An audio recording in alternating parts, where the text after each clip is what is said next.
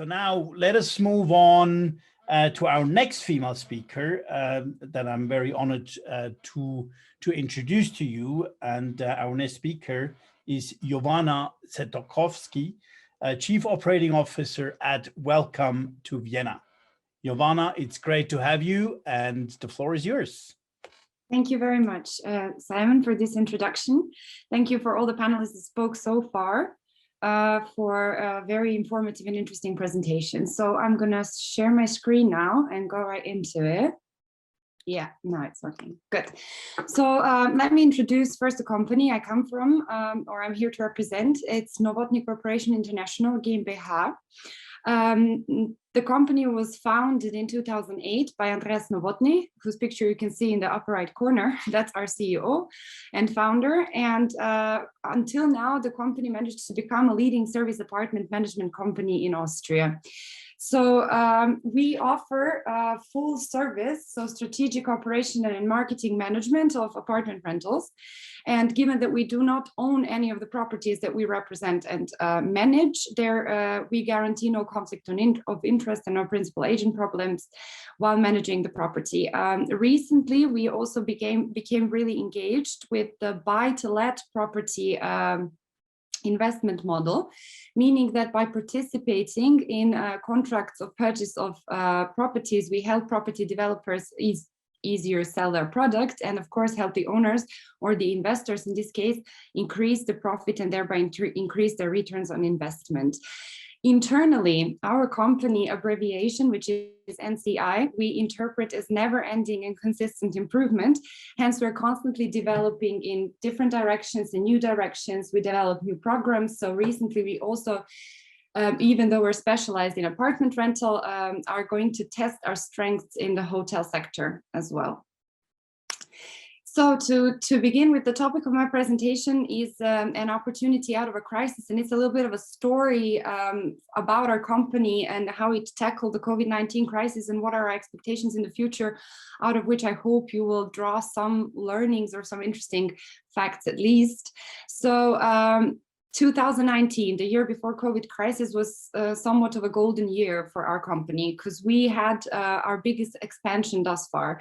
In terms of portfolio size, we grew to 150 apartments in Vienna and about 10 in Graz. Our booking volume was exceeded 4,000 bookings with 15,000 happy guests. Our revenue exceeded 3 million. Our team grew to about 20 team members. There you can see a little bit statistics from our dashboard, from our channel manager and platform management system.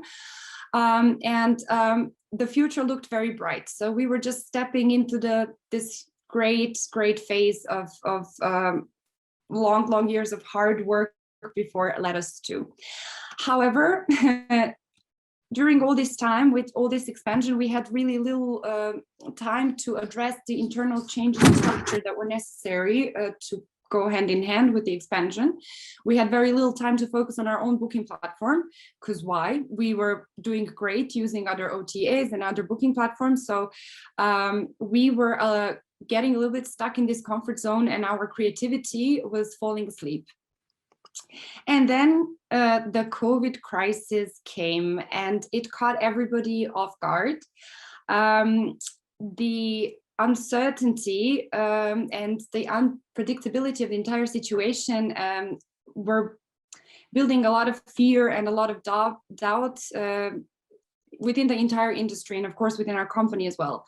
Our numbers dropped significantly, so our portfolio size shrank to 90 apartments in Vienna and 9 in Graz, as many owners rightfully so felt that our business model might be insecure during this time, and that our industry overall is going to be rather hit by the crisis. Our booking volume decreased to a little over 1,200 bookings, a little actually a little under 1 million in revenue from 3 million in the previous year. And what was maybe personally most sad for me was the reduction of team to only 10 employees because we couldn't find a meaningful tasks for everybody. It was simple as that. We were fighting a lot with that, but it just wasn't sustainable anymore. And of course, what was particularly frustrating was the unpredictability of the entire situation. Forecasting was not at all possible. We didn't know what will happen tomorrow, how long is this going to last, what is to expect, are we going to sustain? And of course, our daily tasks reduced to processing the refunds and dealing with the cancellations and dealing with the constantly changing regulations in the industry. Tasks that definitely did not spark positivity overall. So in such state of crisis, it is natural to try to find some order. And the crisis represents a turning point where there are two common but mutually exclusive ways to react. And that is either to fight or to flight. And the question that we ultimately had to ask ourselves was, do we choose to freeze in this panic and unfamiliar, or do we seek to opportunize the new territory that is unfolding in front of us? And the former for us meant de-anxiety and retreat, and the latter meant growth. So we decided to grow. We chose growth. We figured that if we learn to reframe the crisis and redefine the crisis and how we think about it, that it can open a lot of opportunities for us, and that the opportunity, so defining the crisis as an opportunity, will expand some communication options for us and provide for a good basis for rethinking our structures, for some sort of renewal or growth in this silent time that was brought upon us. During this time, of course, who had our back was our team. And that's why it was important to maintain this team spirit. And here I would take a moment to praise our CEO, because if Obelix fell into a pot of magic potion that gave him an enormous strength, our CEO definitely fell in a pot of potion of positivity that gave him unlimited positivity and optimism. And thanks to that mindset of his, that he was so selflessly sharing with everybody in the team, he really managed to motivate us all into action. As I said, we tried to communicate this openness and positivity with our team, however, with a serious dose of honesty and responsibility and transparency and frequency, because the situation was changing dynamically.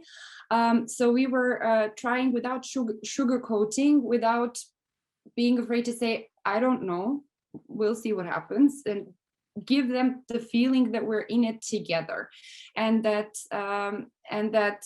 they can feel secure and they can feel safe working with us.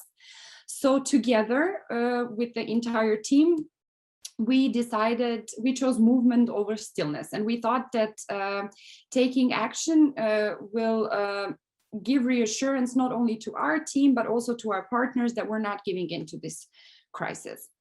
So here are some of the points that we did internally in the organization. So we finally took time to reevaluate and to optimize our organization through encouraging our team spirit and offering people the platform, so team members the platform to also take their initiatives and to share their opinions. It also crystallized significantly to which employees are really living to our company's philosophies, and those employees were recognized and appreciated and became the part of our core team players. Together, we managed to optimize our structures and processes, and in this crisis also kind of pushed us into having to revise and rethink our cost structures as well. And we did that. We also started thinking a little bit bigger. We started redefining us and realizing that the importance actually in terms of our offering and the differentiation of it. So differentiation not just in terms of our portfolio, but also in terms of regions where we want to be represented. So we started looking for opportunities to expand in other regions and not just in Vienna and Graz, not only in the city tourism, but perhaps also in the ski resorts or on the lakes of Austria. We realized that also it's not a bad moment to think about gaining a bit more independence from the different OTAs that was serving us perfectly until that point, and that reassured us that we need at all to seek for any direct booking models. Now we realize, okay, it's the time that we need to work a little bit on our own platform, work a little bit on our own website, and work on creating corporations, so direct corporations in partnership with other companies that could maybe be productive for us. The booking stillness also allowed that we reevaluate some partners that we were not so satisfied with, and in the midst of operational work, occupancy, dealing with guests, we never really had the time to terminate some partnerships we were not happy with and to seek some new ones. So that's also something that we did and took time for. And of course, what is particularly interesting for me, we started focusing on sustainable practices. We started analyzing and rethinking how can we make our practices within our company more sustainable. And also this is something that we recognize is a very good momentum for the entire industry to rethink about these sustainable practices. For one, because this stillness that was brought about with travel restrictions helped recover the nature a little bit, and also pointed to some negative aspects of travel and tourism. So it could be a great moment for the industry to think, how can we make tourism more mindful, more sustainable in terms of environment, but also socially. As I said on one of the previous slides, during the time of crisis, we significantly were falling asleep with our creativity and ideas. Well, crisis definitely woke us up there. And here I just picked examples of two projects that we thought interesting to share, which are the voucher solution and Notfallwohnung. So in the midst of these refunds and cancellations that we were all living through to the biggest part of 2020, we decided to offer our guests a voucher solution so that they don't have to cancel their trips, but that they can choose different times to travel. And we left that completely flexible and open until the end of 2022 in our case, saying, come back to us whenever you can. You get this voucher for any apartment or any location that we are managing. And this had a very good feedback from the part of the guests. Of course, the owners were also happy about us coming up with this idea. And the second idea that was also quite literally happened overnight is that we conceptualized and brought online or launched a Notfallwohnung. That was a platform that we thought of, offering our apartment capacities to people that are experiencing COVID crisis, being needing for self-isolation or just to protect vulnerable groups they're living with, for home offices, whatever other purpose related. And we offer these apartments then at very symbolic prices, basically just covering the cost. So it wasn't, the idea was not to make profit, it was just to show our solidarity more, but also to point to the owners and to our partners that we are thinking, we're moving, we're doing something, we're keeping our teams active, we're keeping people busy. We want to do something good, and we're definitely not laying low and waiting and sitting still for everything to go away. So even though the project did not received actually both positive and negative publicity, for us it was a huge reassurance of, oh, we can do something, we can fight it. Yeah, and of course, what was especially important to us was following the trends with the industry. So here I listed some of the industry trends that I believe will be very important for the upcoming period. One of those was, of course, booking flexibility. This is something that we hear very often. Booking flexibility plays a very significant role.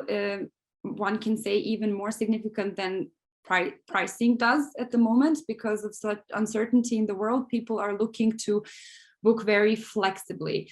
Of course, due to COVID, a lot of industries were hit, and there was a lot of initiatives of traveling and consuming locally. So this is something also that each one of us should somehow keep on their mind when doing advertising, when rethinking their accommodation, to adapt it more to the local travelers. In our case, particularly up until the crisis, we had over 90% of foreign guests. which led to a lot of our team members who were working in hospitality not even speaking German, because it wasn't necessary. Our guests were international. We were happy to have English-speaking personnel. However, now the tables have turned a little bit. So we need to think about the local travelers, about welcoming them also in their own language, about adapting our offering to their needs. The third point that I find will stay for a little longer is the long stay, actually the longer length of stay for the guests. So majority of our guests had an average length of stay of 5 days. So our business model was strongly focused on short-term bookings. However, we noticed that this is changing. The scales are tipping in favor of the long stay platform, so OTAs who offer long stay bookings from 1 month on, and also to stay competitive on the shorter term booking platforms, we offer long stay discount rates to accommodate this change in the market. This long stay discounts actually is again connected to the new trend of home office. A lot of companies, a lot of industries introduced this home office, and that's, according to a lot of experts, going to stay for a lot of businesses. This again gives people the opportunity to travel for longer periods of time, to stay in accommodation for longer periods of time, because they can work remotely. On the other hand, this significantly blurs the line between business and leisure travel. So I believe that this will be fused for a while. So we need to think about our accommodations to adopt them so that we offer, so that they're equally comfortable for people traveling on business, bringing their families with, and families who have one family member who needs to work remotely during their trip. So in our apartments, for example, we always try to have this business fit, but that they're spacious enough for families to have a nice vacation together. And of course, again, connected to the length of stay are the pet policies.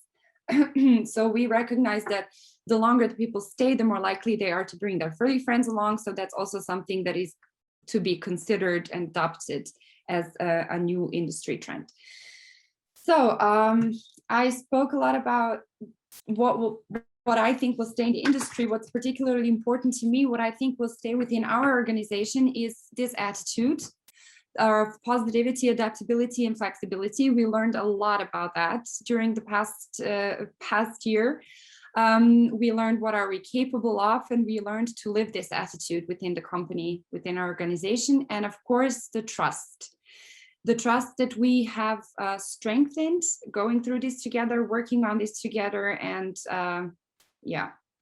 basically those would be the things that I kind of could filter out that would stay industry wise, that would stay organization wise. I hope there were some useful learnings from my presentation. I'm happy to take any question because I believe I'm good in time. I hope so. Thank you very much. Thank you, Jovana. You did a fantastic job. One day I want to meet Obelix, and see what happened to him when he fell into that pot. But that definitely speaks for your CEO as well, and it just shows how important leadership is in taking a team across crisis. You can come out a lot stronger if you remain flexible. So for me, flexibility is one of the key issues here, and you've clearly shown that. What you present is where I come from, short-term rental, vacation rental. That's my spot, and we've spent a lot of time analyzing that industry and talking to a lot of operators in the last 18 months, helping them through the crisis. One of the questions that I have for you is one thing that you didn't mention, which is surprising to me in regards to how you can react. You talked about length of stay, but you didn't talk about cancellation policy. Can you... maybe that wasn't so clear. Or maybe not clear enough for me and how you dealt with I didn't put too much weight on that point, I must say, because that's something that we're bombarded with in our industry. That's true. So I didn't want to take too much time for that, but definitely flexibility. That's what I meant under flexibility in terms of bookings. That flexible cancellation policies. So that is something that plays even more significant role than the price, in my opinion and experience, during these times, exactly due to these restrictions, regulations that are constantly changing, that people are having difficulty tracking often. So in order to avoid cancellations, and it's better to offer flexible stays, and it plays a significant role for the booker, I believe. Absolutely, I totally agree with you. And that's definitely something that I believe is also going to be here to stay as well, and how we deal with that. I mean, obviously we've seen what OTAs have done with their cancellation policies, and I think it's going to be significantly more difficult to educate the guest back into stricter cancellation policies. I think that that's going to be more the issue. Then they got pretty easily used to these flexible booking policies. However, going back, it's going to take a bit longer, I believe. What about direct bookings? Is that something that you are you are strengthening now in terms of your initiatives post-COVID? You know, everybody talks about the book direct, you know, looking at customer acquisition costs, looking at customer lifetime value, and actually bringing that back through your own door, right? Yeah, that would be the idea. So we finally have the time now to deal with our own booking channels. We had the time to build cooperations with some companies who, I don't know, have a lot of international employees, expat relocation agencies, all of these partners. We actually realized that even though, of course, we don't want to go away from OTAs. We love OTAs. We love staying. It's also one important way of staying upbeat, keeping the pace with the industry. But it's definitely important to build another leg to stand on, so not to completely be dependent on the OTA. No, I mean, clearly you need to have the right balance. There's not one size fits all, and nobody has ever said OTAs are bad. Like, don't get me wrong. I mean, you know, I think it's just the way we leverage OTAs also to build our customer base and everything else. So last question, you lost nearly 2/3 of your supply. What are you doing to regain that again? Oh, it's going great in that direction. So of course, everybody's also who is in property rental is seeing that now a lot of properties that were taken off the market for a while are coming back. So we have a lot of new projects in the pipeline with apartments, 2 hotels, 3 new regions. So we will be busy in the upcoming period, and our CEO is in charge of that. So he keeps us busy for the upcoming period. Well, I'm sure he does, because he's fell into the pot of potion. So he's got plenty of energy. Now, in regards to that, one last question that intrigues me. Do you see a lot of, in the future, do you see a lot of hotels converging into STR and short-term rentals? Interesting question. I think that there is definitely a trend towards that, especially this privacy with the customers wanting to have their own space, not enjoying so much shared spaces, especially due to COVID. I think that affected it a lot. I think that there is a tendency wherever possible to convert. Absolutely. I support that. What we see, we call it the hospitality 2.0 phenomena. We will see STR service departments and hotels converging a lot faster in terms of supply than we have ever seen before. So it's definitely an interesting space to be in, to see especially 1, 2, and 3-star hotels converting into short-term rentals or service departments. So Jovana, it was great to have you. Thank you so much. We love your enthusiasm, and hopefully you will be able to give some of that to the others and to the audience as well. We, of course, wish you good luck in the recovery process of your amazing Welcome to Vienna company. And I would be very happy to take this conversation offline as well. So thank you so much. It was a pleasure to meet you, and stay well.